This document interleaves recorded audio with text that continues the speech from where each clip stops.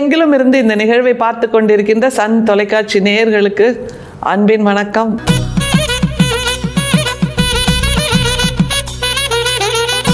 வள்ளல் பெருமான் அவருடைய வித்தியாசமான ஒரு சித்தாந்தம் இன்னைக்கு ரொம்ப ஆச்சரியமாக இருக்குது. சாதனம் பற்றி சொல்கிறாரு. அது என்னது சாதனம்? சாதனம்னா தமிழில் சொன்னால் நமக்கு புரியறது கஷ்டம். டூல் அப்படின்னு சொன்னால் புரிஞ்சுக்கலாம். என்ன டூல் தெரியுமா? ஓவியம் வரைகிறான்னு வைங்க, அவங்களுக்கு தேவையான டூல் என்னென்னா தூரிகை, அந்த வண்ணங்கள். அப்புறம் பேசுகிறவங்களுக்கு என்ன டூல்னா அந்த பேச்சு மொழி, கூடுதலாக ஒரு ஒலிபெருக்கி கருவி. அப்புறம் வேளாண்மை இருக்குன்னு வைங்க, அவருக்கு என்ன டூல்னா அந்த கலப்பைன்னு சொல்லலாம்.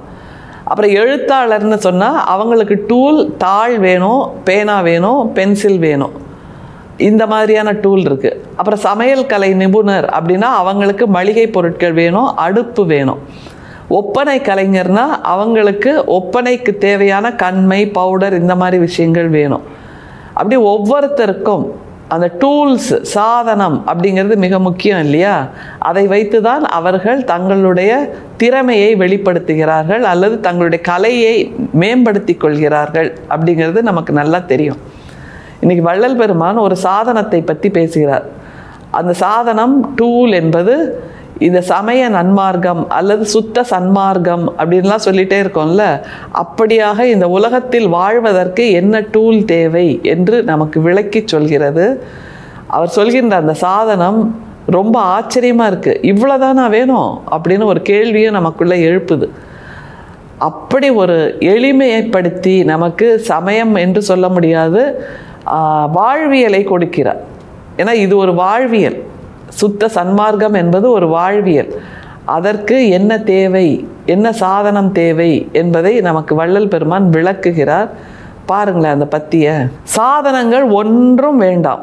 ஏதாவது ஒரு சாதனம் சொல்ல கேட்டு அதன்படி நடந்தால் சிறு ஒளி உண்டாம். அதை கண்டு பல்லிழித்து இருமாந்து கெட நேரிடும். ஆதலால் காலம் தாழ்க்காது எல்லா உயிரையும் தன்னுயிரை போல பார்க்கும் உணர்வை வருவித்து கொள்ளுதல் வேண்டும். இதுவே சாதனம். இந்த குணம் வந்தவன் எவனோ அவன்தான் இறந்தவரை எழுப்புகிறவன், அவனே ஆண்டவனும் ஆவான். நிறைய கேள்விப்பட்டிருக்கோம். பூஜை செய்யறதுக்கு இந்த பொருள் வாங்கணும், அந்த பொருள் வாங்கணும், இப்படி இருக்கணும், அப்படி இருக்கணும்னு ஒரு மிக நீண்ட பட்டியல் கொடுப்பாங்க. ஆனால் வள்ளல் பெருமான் அந்த மாதிரி பட்டியல் எதுவுமே வேண்டாம். வாழ்க்கை என்கின்ற இந்த வழிபாட்டை செய்வதற்கு பொருட்கள் தேவையே இல்லை, சாதனமே தேவையில்லை. ஏன்னா அது வேணும்னு கேட்டு அதற்கு நாம் அடிமையாகி அதுக்கு பல்லிழிச்சுன்னு வேற ஒரு வார்த்தையை சொல்ற. அப்படி பல்லிழித்து நாம் அதற்கு அடிமையாவதை விட சாதனமே இல்லாமல் இருப்பதுதான் சிறந்த சாதனம் என்று வள்ளல் பெருமான் சொல்றாருன்னா, இந்த சாதனத்தை இதுவரைக்கும் உலகத்தில் தோன்றிய எந்த ஞானியுமே சொல்லியிருக்க முடியுமா என்பது ஒரு கேள்வி. அதை பாருங்க, திரும்ப ஒவ்வொரு வார்த்தையா போகலாம். அவருடைய ஜீவகாருண்ய ஒழுக்கம் என்கின்ற அந்த பத்தியில் இருக்கிறது. திரும்பவும் நினைவில் வச்சுக்கலாம். எளியவர்களுக்கு நம்முடைய வள்ளல் பெருமான் சொன்ன தத்துவங்கள் இதெல்லாம். ஏன்னா அவங்களுக்கே ஒரு குழப்பம் இருந்திருக்கும்.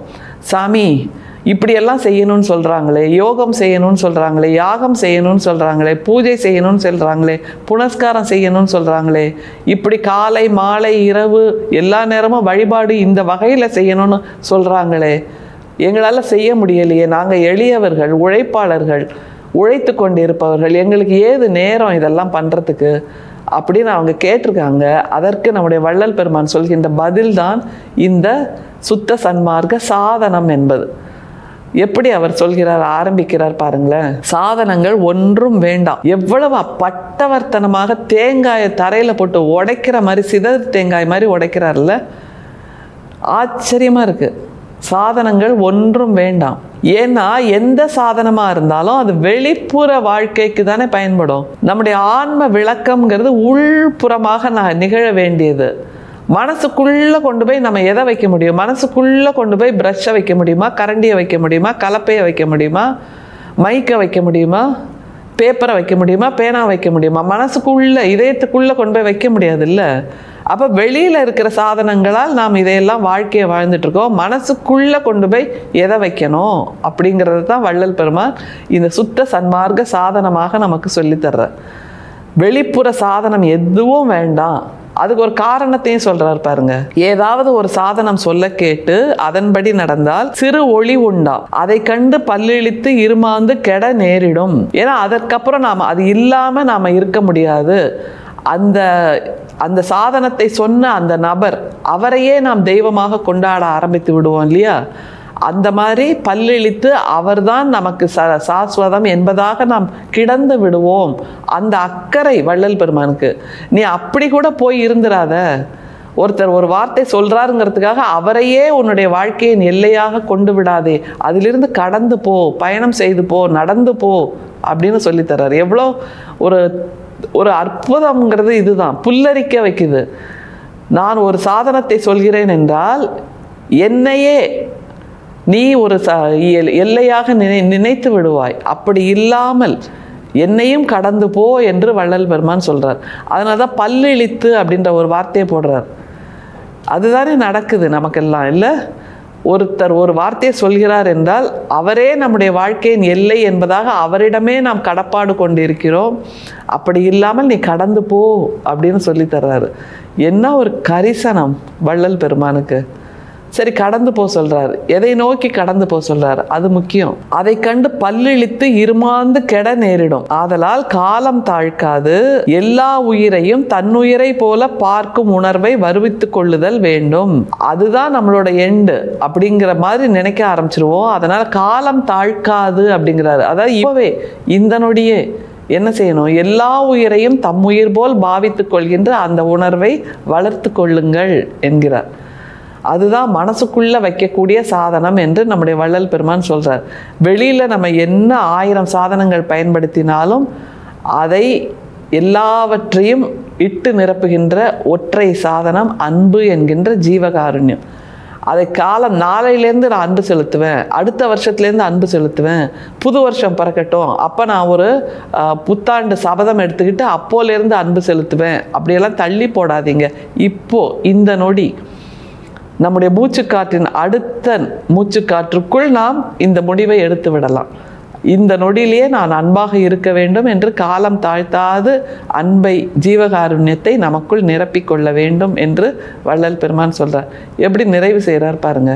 இதுவே சாதனம். இந்த குணம் வந்தவன் எவனோ அவன்தான் இறந்தவரை எழுப்புகிறவன், அவனே ஆண்டவனும் ஆவான். எப்படி அவர் இறந்தவரை எழுப்புவார்? ஏன்னா ஒருத்தர் ஏதோ ஒரு துக்கத்தில் இருக்கார், சோகத்தில் இருக்கார், வருத்தத்தில் இருக்கார், கண்ணீரில் இருக்கார், கவலையில் இருக்கார் அப்படின்னா அவர் முழுமையாக மனசு இறந்து போயிருக்கிறார். அப்போது அவரிடம் போய் நாம் அன்பு செலுத்துகிறோம் என்றால், அவருடைய துக்கத்தில் பங்கேற்கிறோம் என்றால், அவருடைய கண்ணீரை துடைக்கிறோம் என்றால் அந்த மனிதர் உடனடியாக பிறந்து விடுகிறார், மீண்டும் பிறந்து விடுகிறார். அதனால் இறந்தவர்களை எழுப்புதல் என்பது உணர்வால் இறந்தவர்களை எழுப்புதல் என்று புரிந்து கொள்ள வேண்டும்.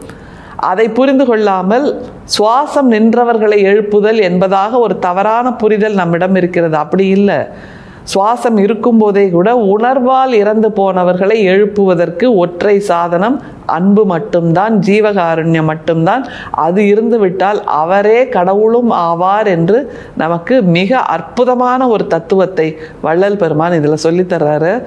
சாதனம் எதுவுமே தேவையில்லை, மனசுக்கான ஒற்றை சாதனம் அன்பு மட்டும்தான். அதுதான் உணர்வால் இறந்தவர்களையும் உயிர்ப்பிக்கின்ற ஒற்றை அதிசயம் என்று நமக்கு வள்ளல் பெருமான் சொல்லி கொடுத்திருக்கிறார்.